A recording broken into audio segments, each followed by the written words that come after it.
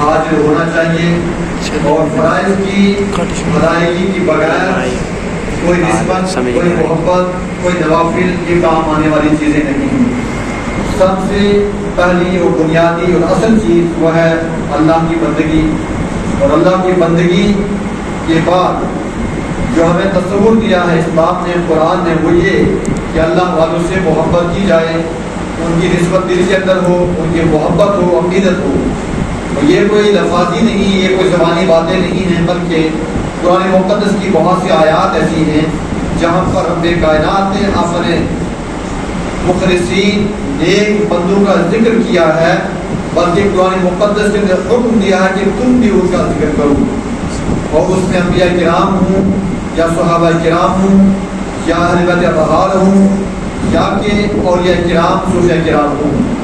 مثال کے طور پر خالق کائنات نے ایک مقام پر ارشاد فرمایا وَاذْكُرْ فِي الْكِتَابِ ابراہیم انہ کان صدیقا نبیا۔ یہ خطاب رب نے قرآن کے ذریعے اپنے نبی سے کیا، اپنے محبوب سے کیا کہ اے میرے محبوب مکرم صلی اللہ علیہ وسلم، آپ کتاب میں ابراہیم علیہ کا ذکر جو ہے بیان کرو، ابراہیم علیہ السلام کا ذکر پڑھو، بیان کرو۔ اور خود قرآن نے کہا انہ کان صدیقا نبیا، ابراہیم جو ہے بہت ہی سچے نبی تھے، سبحان اللہ۔ اور ایک مقام پر فرمایا وَاذْكُرْ فِي الْكِتَابِ موسیٰ اِنَّهُ كَانَ مُخْلَصًا وَكَانَ رَسُولًا نَبِيًّا، کہ تم کتاب کے اندر یعنی قرآن کے اندر یہ اللہ نے خطاب کیا نبی کے سامنے، اور اس کی دلیل آج بھی قرآن پاک کے اندر موجود ہے۔ کیا فرمایا وَاذْكُرْ فِي الْكِتَابِ موسیٰ اِنَّهُ كَانَ مُخْلَصًا وَكَانَ رَسُولًا نَبِيًّا۔ اے نبی مکرم صلی اللہ علیہ وسلم، آپ قرآن کے اندر موسیٰ علیہ السلام کا ذکر پڑھو، اور وہ موسیٰ کون تھے؟ اس موسیٰ علیہ السلام کا تعارف قرآن بیان کر رہا ہے۔ اِنَّهُ كَانَ مُخْلَصًا وَكَانَ رَسُولًا نَبِيًّا، یہ موسیٰ جو ہے اللہ کے چنے ہوئے تھے، منتخب تھے، وہ رسول و نبی تھے، سبحان اللہ۔ ایک مقام پر فرمایا وَاذْكُرْ فِي الْكِتَابِ اسماعیل اِنَّهُ كَانَ صَادِقَ الْوَعْدِ وَكَانَ رَسُولًا نَبِيًّا۔ اے نبی مکرم صلی اللہ علیہ وسلم، آپ قرآن پاک کے اندر اسماعیل علیہ السلام کا ذکر پڑھو، اور وہ کون تھے؟ قرآن کو کہا انہ کان مخلصا وکان رسولا، انہ کان صادق الوعد وکان رسولا نبیا، وہ وعدے کے سچے تھے، پابند تھے، اور رسول و نبی تھے۔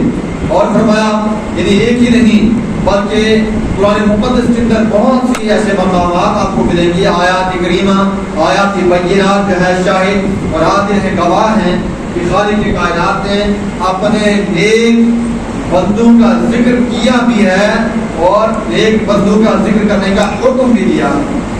یہ اللہ والوں کا ذکر جب کیا جاتا ہے اس سے جو شرک نہیں ہوتا ہے، یہ بدعت نہیں ہے، یہ خرافات نہیں ہے، یہ فساد نہیں ہے، اسلام سے ہٹ کر کوئی بات نہیں ہے، بلکہ آئین اسلام ہے۔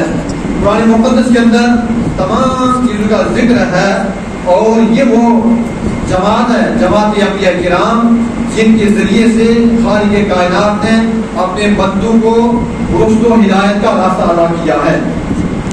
ان انبیاء کرام کی تعلیمات میں یہ چیز ملے گی کہ ان اللہ ربی و ربکم فاعبدوہ ھذا صراط مستقیم، بے شک سب انبیاء کرام کا یہی طرز تھا، اور قرآن مقدس کی آیت آج بھی شاہد عادل اور گواہ ہے کہ ان کا درس یہ تھا ان اللہ ربی و ربکم، اے لوگو میرا اور سب کا رب ایک اللہ ہے، اسی کی عبادت کرو، یہی سیدھا راستہ ہے۔ اسی کے ساتھ میں اگر آپ اور دیکھیں گے وضاحت کے طور پر، ہم نے جو آیت پاک پڑھی ہے جو حج کے تعلق سے عام جو ہے پڑھی جاتی ہے، قرآن نے کہا ان الصفا والمروہ من شعائر اللہ، یہ صفا اور مروہ یہ پہاڑ ہیں، یہ انسان نہیں ہیں، یہ پہاڑ ہیں، پتھر ہیں، اور یہ انبیاء بھی نہیں ہیں، اولیاء بھی نہیں ہیں، بلکہ یہ پتھر ہیں، لیکن رب کائنات نے ان کے فضائل کو بیان کیا ہے، اور خود اعلان فرمایا ہے ان الصفا والمروہ من شعائر اللہ، یہ صفا کی پہاڑی ہو یا مروہ کی پہاڑی ہو، یہ اللہ کی نشانیوں میں سے ہے، بولیے سبحان اللہ۔ لیکن میں کیا کیا وقت سبحان اللہ بولوں تو پھر کوئی مزہ نہیں آتا ہے، دل بیدار ہو اور دماغ کھلا ہو، اور دل کے اندر اللہ کے نبی کی محبت ہو، آل نبی کی محبت ہو، پھر زبان سے بولیے سبحان اللہ۔ جمعے کا دن بھی ہے صاحب، بس میں آپ کو یہ نتیجے نکال کر کے بتانا چاہتا ہوں کہ رب نے فرمایا یہ صفا مروہ پہاڑیاں جو ہیں یہ معمولی پہاڑیاں نہیں بلکہ یہ اللہ کی نشانیوں میں سے ہیں. اور بھی بہت سی ایسی مثالیں دی جا سکتی ہیں، ٹائم کم ہے. میں یہ بتانا چاہتا ہوں کہ صفا مروہ پہاڑ افضل کب بنے اور یہ صفا مروہ پہاڑ کتنے افضل ہیں کہ جب حاجی حج کے لیے جاتا ہے اس کو جو ہے صفا اور مروہ دونوں پہاڑیوں کے چکر کاٹنا یہ واجبات میں سے آتے ہیں، یہ واجب ہے. یعنی صفا اور مروہ کے چکر کاٹنا یہ واجبات میں آتے ہیں. لیکن یہ کب واجب ہوئے ہیں؟ یہ 7 جو ہے چکر کب کاٹنے ہیں؟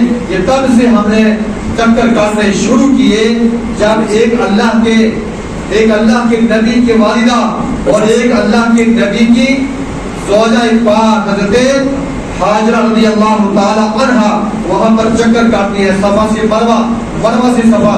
یہ چکر جو کاٹتی تھی یہ اللہ کا حکم نہیں تھا، یہ بندگی خدا نہیں تھی، نوافل نہیں پڑھتی تھی، اپنے وقت کی کتاب نہیں پڑھتی تھی، کوئی صحیفہ نہیں پڑھتی تھی، بلکہ صفا مروہ کے درمیان جو دوڑتی تھی.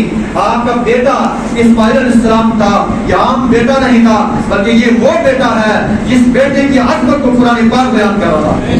وَاذْكُرْ فِي الْكِتَابِ إِسْمَاعِيلَ إِنَّهُ كَانَ صَادِقَ الْوَعْدِ وَكَانَ رَسُولًا نَبِيًّا.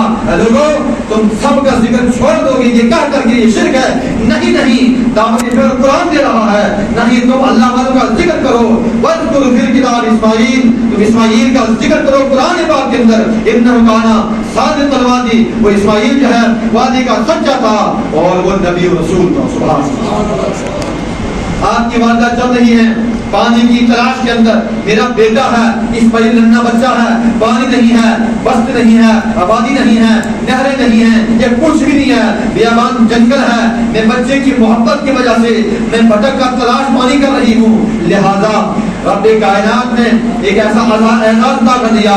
آپ چکر کاٹ رہی تھی، اسماعیل علیہ السلام نے اپنے پاؤں کی ٹھوکر کو زمین پر مارا اور یہ اسماعیل کے صدقے میں رب کائنات نے ایسا زمزم عطا کر دیا کہ کائنات عالم کے اندر جہاں کوئی مسلمان بچتے ہیں زمزم کو پی کر کے وہ شفا یافتہ ہوتے ہیں اور ہدایت میں اس کو. سبحان اللہ. اور وہ اس نبی کے صدقے، نبی کے تلووں کے صدقے میں، ایڑی کے صدقے میں جو پانی ملتا ہے اس کو پانی نہیں بلکہ آب زمزم کہا جاتا ہے. سرکار کائنات ارشاد فرماتے ہیں اے حاجیو اور زمزم پیو، جب پیو خوب سر ہو کر بھی پیو، اس لیے کہ زمزم کے اندر دوا بھی ہے، شفا بھی ہے، غذا بھی ہے. سبحان اللہ. اور ہم نے بھی آزمایا ہے، بھوک لگی ہو زمزم پی لو، بھوک ختم. اور آپ کو بیماری ہے اور فرمایا کہ جس نیت سے زمزم کو پیا جائے گا اسی نیت کے مطابق جو ہے آپ کی مراد پوری ہو جائے گی. سبحان اللہ. اور یہ کیا تھا؟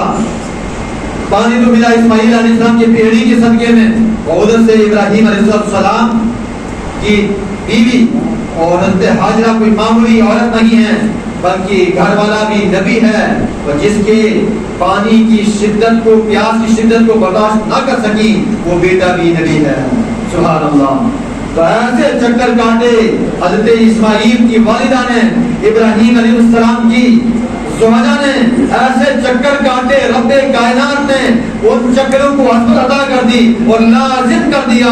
کائنات عالم سے آنے والے حاجی جتنے بھی تم ہو، کسی بھی قبیلے سے تعلق ہو، مسلمان ہو کر بھی کسی خاندان سے تعلق ہو، کتنے بڑے مفسر کیوں نہ ہو، کتنے بڑے صحابی کیوں نہ ہو، جب تم آؤ گے کعبۃ اللہ کو دیکھنے کے لیے میرے نبی ابراہیم علیہ السلام کی زوجہ اور میرے نبی اسماعیل علیہ السلام کی والدہ کی ان قدموں کے یاداشت کو باقی کرنے کے لیے 7 چکر کاٹو گے، تمہارا حج مکمل ہوگا.